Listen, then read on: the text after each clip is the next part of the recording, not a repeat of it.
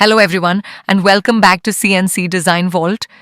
In today's video, I'm going to show you this beautiful 3D CNC design created in Aspire 9.5. Let's open the project and take a closer look.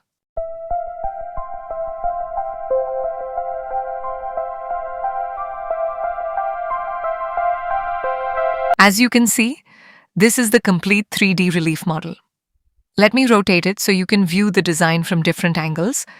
This gives you a better idea of the carving depth, details, and overall appearance before machining. Now let's switch to the 2D view. Here you can see the actual dimensions of the design. The size is 6.5 inches in the X direction and 24 inches in the Y direction. You can easily resize it according to the requirements of your own project if needed.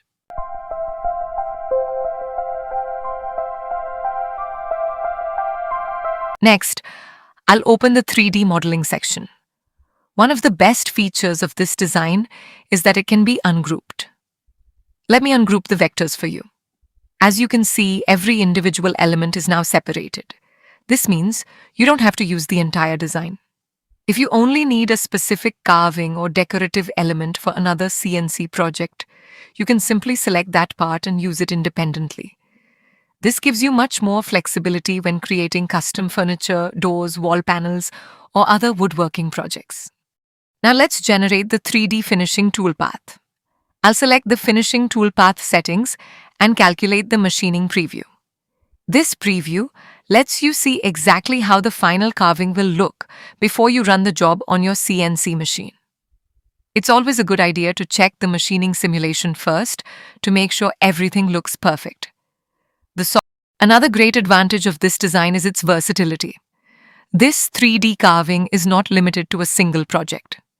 You can use it in a wide variety of woodworking applications.